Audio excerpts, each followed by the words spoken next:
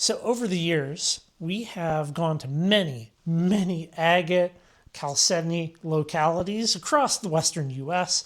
And we have found some excellent, excellent material. Now, these three rocks right here are seam agates, and I feel like these are exceptional. These are kind of above what you're typically going to see. They're very different, very different. What we have here is, well, we have three seam agates, and the outside is actually magnetite, and the inside layer is chalcedony. I think this would be best shown to you up close. Let's give these a look and see how this compares to your typical seam agate. These here are your very typical seam agates, where we have some very faint fortified banding in the middle there, and you can imagine this highly silicated water turning to goo between two rocks. So let's just say we have a crack in basalt, and this formed within that. The basalt broke away, and now we have a loose seam agate. Here's another good example. You can see how there's a little pocket in this, but this is typically what you see, where, that's the impression left behind of the rock that this formed between. It can form between all kinds of stuff. Sandstone, basalt, whatever.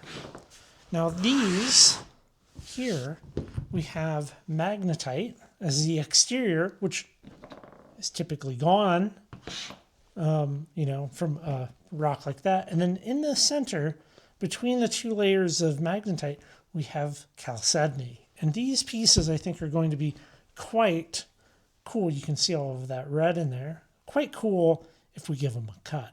Now, there's a little bit more going on with these than you might notice. Maybe some of you already caught it. See that little flash right there? Well, what you're seeing is magnetite crystals. Okay, the location we found these at has a lot of magnetite crystals. So I think this is going to be quite cool to see cut. I did do a little bit of photography of these, and one thing that's interesting is a lot of it has fluorapatite crystals, microcrystals on the outside, and that shows itself as pink under a medium wave UV light, which is cool. And then obviously we can see in this photo here, the center chalcedony glowing green, and I'm pretty happy with these. I do think it should cut up nicely. I'm tempted to keep one of these as kind of like an intact specimen. Maybe we'll start with these and see how it goes. We're going to be using the 10-inch lower tone. It's going to rip right through them. I think for starters, we're just going to nip an end off to give us a little bit of a view as to what might be going on inside this.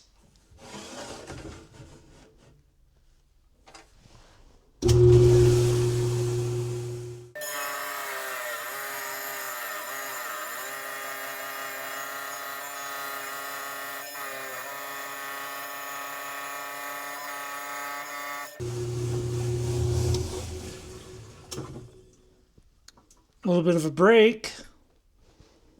Maybe clean that up a little bit.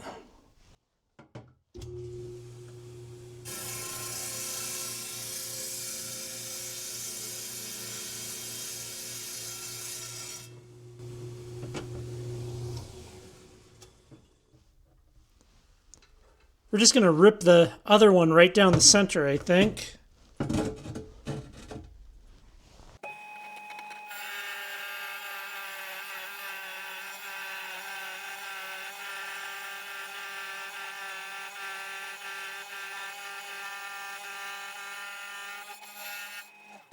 They definitely like to break a little. Here's the two cuts. Right? We can see some angular pieces of magnetite crystal in this. Sorry, I know it's shiny. That's an okay seam. That's okay. That's not the best. That being the other side of it. This, however, I think is quite cool. Okay. I'm kind of thinking this needs to get polished up, but you can see, maybe we dry it off, it'll be a little bit better to see.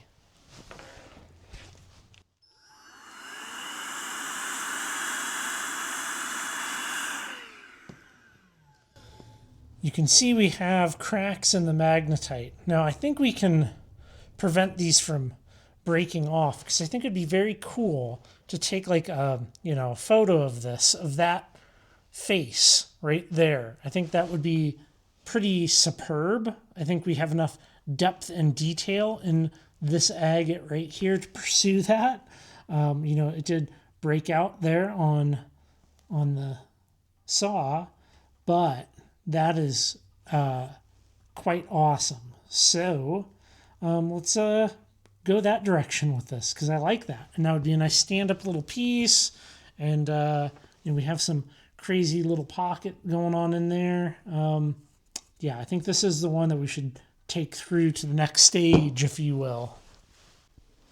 I think a good starting point before working on these cracks at all is going to be flattening out the stone. You can see where it broke right there as we were cutting. So I got a 180 grit disc here on the high-tech, and we'll just get at it, I think.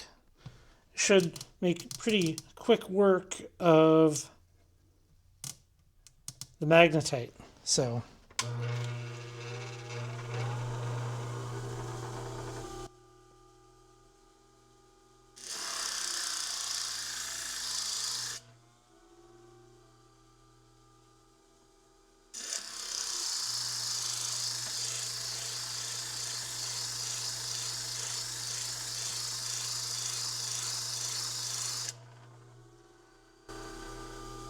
yeah, that's going to look so good.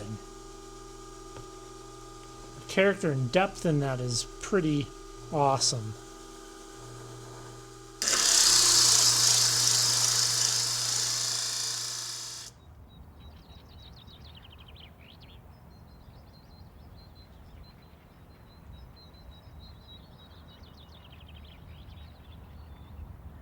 I got the rock nice and flat. It's looking good. It's at a good 180 grit. And right now it's on the candle warmer, which this has turned out to be quite the handy tool out here in the shop. I want to get all of the moisture from the polishing, the flattening process out of it, because we're going to use the vacuum chamber, we're going to use some cactus juice, and we're going to use that heat-activated resin, force it into any nooks and crannies of this so that we can bake it, it'll hold together, and there's not going to be any risk of separation from the magnetite and the chalcedony, and we can hopefully get a pretty epic photo out of this rock. I'm quite pleased with it. I think it's going to look good here. So yeah, we'll let this guy sit on here for, I don't know, 40 minutes. Now I do have a full video up on the process of using cactus juice, stabilizing rocks, a lot of information about it. I'll link that video right here. You should go check that out. We're not going to deep dive into it in this video because I got that.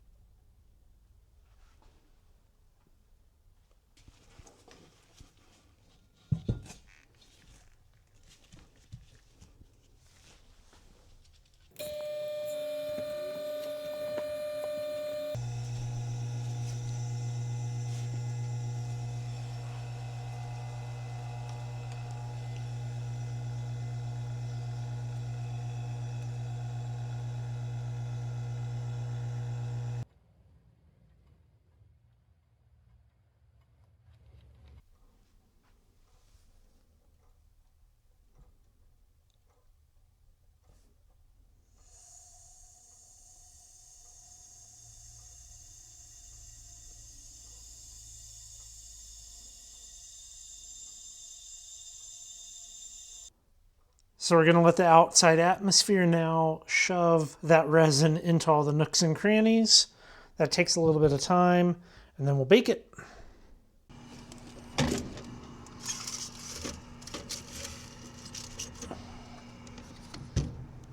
The stabilization is done. I think it worked excellent. Nothing to really report there. I believe we're going to be fully kind of secure in this. It's not going to come apart on me at all. We got to polish it though. We got to polish it. Got a bunch of the laps out. Side note, I kind of hate the Ziploc bag storage. I kind of need to get those lap disc containers, but they are pricey when you need a ton of them, because I have a ton. Let's head over to the flat lap. Now we already did the 180 grit electroplated lap. I'm going to run up through the grits here.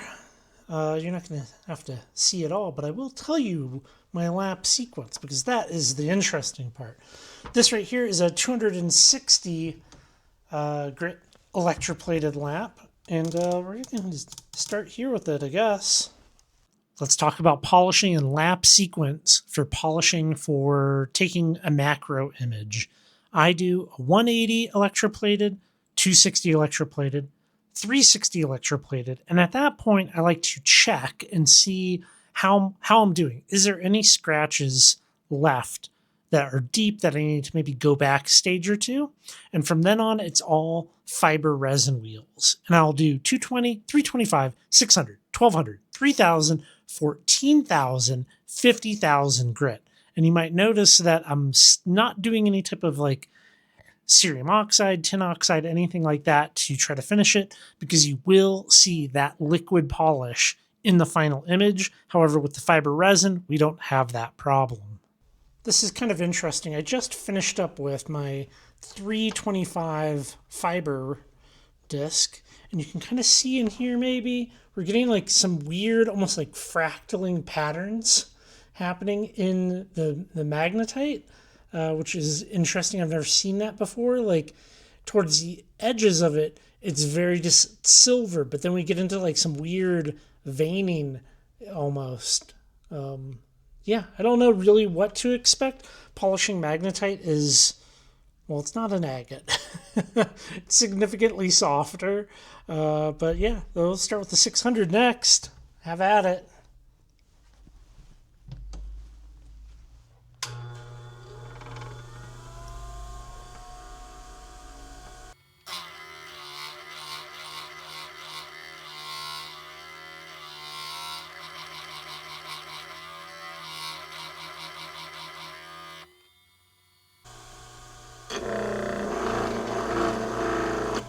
Okay, I'm going to talk as you look at the lap spinning. One thing that I always do is before I'm done with a grit, I will come over to my sink. I will wash my rock with warm soapy water, clean warm soapy water, and I let the lap run. I let the lap run, and I'll show you why here in a second. And then for this, I don't actually wipe it off, I blow it off. Because if you're using the same rag over and over, that's a problem. And I think we're good. I'm just kind of rolling the light, looking for any problems that the 1200 won't be able to get out. And I think we're looking nice here. The reason I keep the lap spinning and the water going is, well, you'll see. It is, with the magnetite, it really shows the leftover that's on the actual lap. So I don't let it dry out. We immediately take it over to the sink and we scrub it with warm soapy water. Look at that. That looks terrible. I think the stabilization paid off on this piece and it's looking good. And when we look at it under some different lighting conditions, we can kind of see some of the results of it, which I'm very, very pleased. These are, of course, all of the laps. They got to dry. But we're not done, because if we really want to enjoy a beautiful, intricate agate, we have to do some macro imaging of it. So let's get out of the shop and into the office and do a little bit of picture taking. This is where I do all the micro mounting, but this is also where the image stacking rig is set up. I do have a full video on this if you want to go check that out. But I got to put you away because I got to switch lenses and use this camera. Polishing this up to a 50,000 grit was 100% worth it. The results are absolutely stunning. Before we look at the image, though, I must say that this might be the finest, most interesting agate I have ever personally found, and definitely one of the more interesting ones I've ever seen a photo of. So let's just take a minute. Let's enjoy what I captured here, and I think you'll agree with me.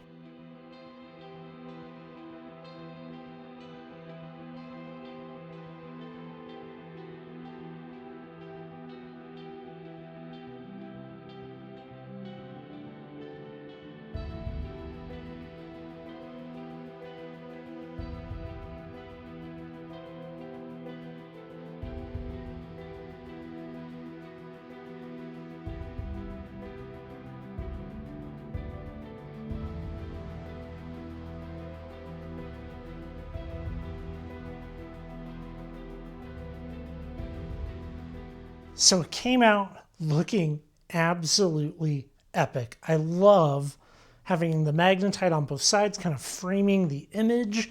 Just overall it's superb in my opinion. It's so good. Well, I got Prince Ran. So this is the one for my office. And while I have 9 more right here, limited to 10, I'll only ever print 10 of these. These are up on the website right now. If you're interested, there'll be a link down in the description box of the video. So if you want one of these images for yourself, put it up in your office, put it up in your shop, go ahead. 11 by 14 printed on a purled paper, the highest quality prints that I could possibly find. And thank you for coming along, joining me as we do a picture perfect polish on this very unique seam agate, which I don't think you'll ever see anything like this anywhere else here on YouTube. Thank you so much, everybody. I appreciate you. And go check out the website, even if you don't want to print. There's a lot of cool stuff up there, and I will catch you on the next video. Thanks.